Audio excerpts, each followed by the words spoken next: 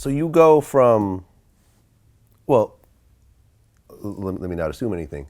You know, growing up, you know, your mom raising you, and you have any siblings at all?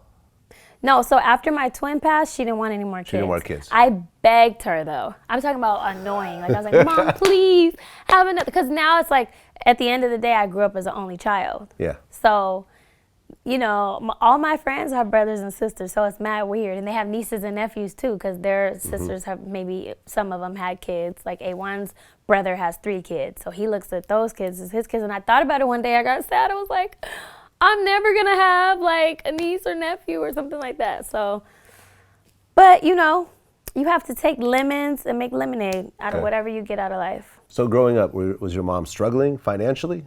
Oh, definitely, yeah. Okay. You know, so not having my dad, it was just her having to take care of us, make sure there's food on the table.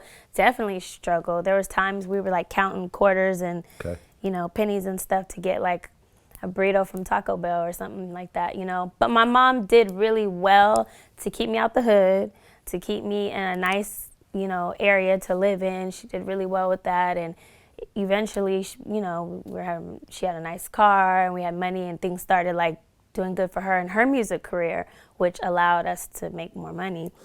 And she went on tour with like huge artists like, you know, Chaka Khan and freaking Tina Turner, Ike Turner. She opened up for U2 and Tears for Fears at like a huge stadium. So, and she's still doing her music. Okay. So, but you ended up kind of surpassing her in terms of your writing. Well, yeah. You started writing for some of the biggest acts and so forth. So financially, how did things start to change when you started getting like these types of accolades? Well, my mom wasn't really, I don't think, I mean, she's a songwriter. She taught me how to write. Like literally, like this is a first verse, this is a second verse, this is a hook, this is how you do it. Like I remember being annoyed with her making me go back in the room and back in the room to write on paper, like first verse and like understand the structure. Cause I was just like, okay, I'm like 13, Mom. I hear songs. I'm just writing what I hear. Why does it have to be? She taught me like what a pre-hook and all that is. But I don't think my mom was like strongly pursuing songwriting as much as she was as an artist. She got a deal with Warner Brothers. She was on the radio. Like she was like doing her thing. And then people always wanted her to travel with them. So I wouldn't say it surpassed her because she taught me everything I know. It's just that, you know, I was going harder with the writing, and like I said, when I got a huge publishing deal with Disney, I was just like, yo, this is great money and I'm getting placements everywhere. So then, yeah, of course it switched where I was just like, Mom, I'm gonna take care of you now. So it's been like that, you know, where mom can be straight now. She can kick her feet back. How's that Disney money? That's that good money, you know what I'm saying? What's up, Disney? Call me, I'll come back. Those Disney movies that last forever. You know, yeah, Disney money is great. Right, yeah. No, I read Walt Disney's autobiography. Like, what they built was on an absolutely different level. The fact that the type of movies they still put out.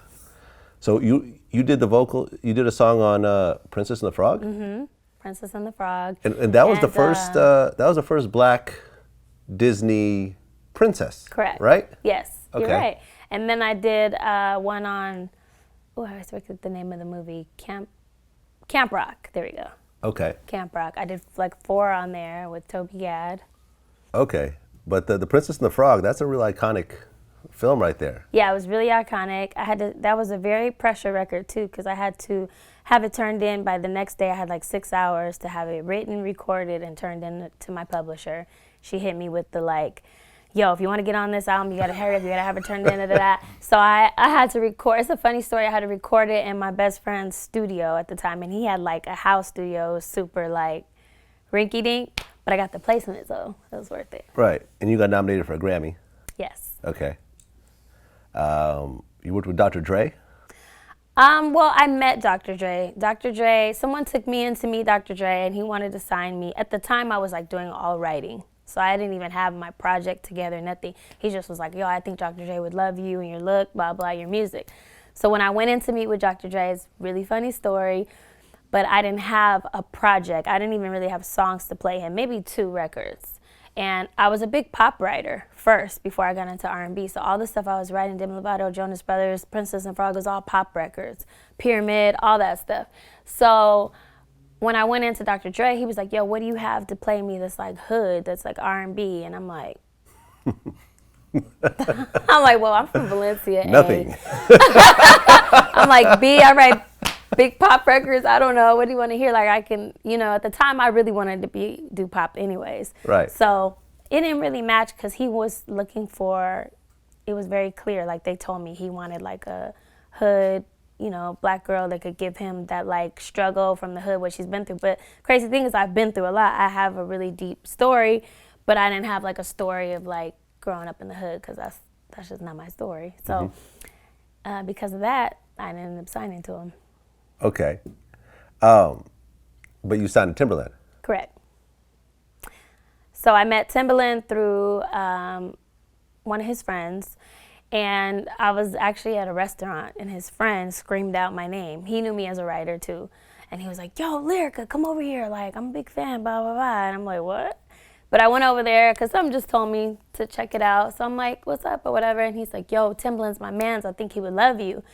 And my first thing was like, well, doesn't Timbaland have Carrie Hilson? So how's he going to really focus on me? I know how this kind of goes. Like, okay. I'm going to go over there and he's going to be focused on her. And they were like, no. She's Polo's artist and Tim has an in on it, blah, blah, blah. I want to introduce you to Tim. And I'm like, all right. And it all happened within days. Like 2 days later, I met Timbaland. And like the next week, I flew to Miami. And then I lived in Miami for like 6 months. Timbaland signed me. I did a 1-year contract. And it was basically like, Timbaland's plan was to put his album out. I think it was Shock Value 3 at the time, and then put Missy Elliott's album out, and then put my album out. So Shock Value 3 never came out, and Missy Elliott's album didn't come out, and so I definitely wasn't coming out.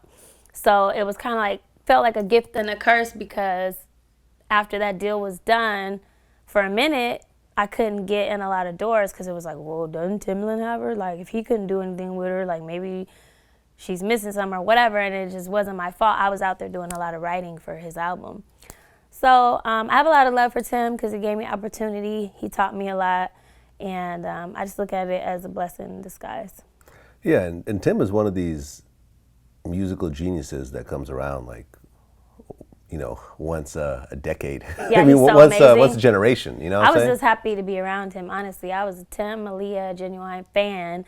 So to just get to be around him and watch how he works and writes, and he would just teach me little stuff and tell me little tricks and that like I never forgot, and I did it. Our last conversation on the phone, he was like, look, the label is pulling the plug on my label situation, so that means that they're gonna let you go too because they're letting me go. Basically, I have to get a new situation. He was like, and honestly, I haven't put out a record, and at the time it had been 5-6 years or so. So he was like, I have to make myself hot again. For some reason, he felt like he had to make himself hot. I'm like, you're Timbaland, you're hot already. But I get what he was saying. It doesn't matter who you are. You have to constantly stay, above. So he told me, he was like, go make yourself hot. And then basically I could do whatever. And I literally took that advice. I never forgot it. I like found my style, my image, my sound. I put out a mixtape. I just threw it out. People like loved it, went crazy. Then I put out an EP called King Me Too. I did a little promotion for a party that I like packed out. Celebrities came. People like started going crazy, making up dances. One of the songs, Fiendin', went viral. And I'm like, wow. And he literally called me. I was like, I'm proud of you, this is dope. And there was even conversation of re-signing, but I don't want to do that anymore. Was Tink over there when you were over there? No. So Tink came after me.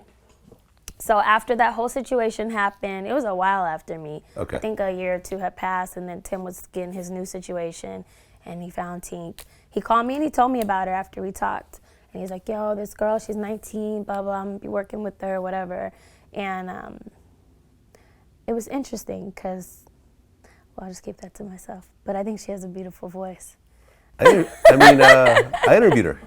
Yeah, she has a really beautiful voice. She's talented. Yeah, I interviewed her, and I guess the same thing kind of happened again. It was like she was on the label, and the label ended up kind of folding. Oh my God, the same thing? Yeah. Damn. Yeah, that's exactly what happened. So, it's everybody watching, that was what it was. People, I'm so glad I don't get asked the Timbaland question anymore because it was like hanging over me. I couldn't go anywhere. Everybody like, so you're a Mosley, right? Or like, what happened? Blah, blah, blah, blah. And it's like, it really had nothing to do with me, nothing to do with nothing. It just folded, and then that was it.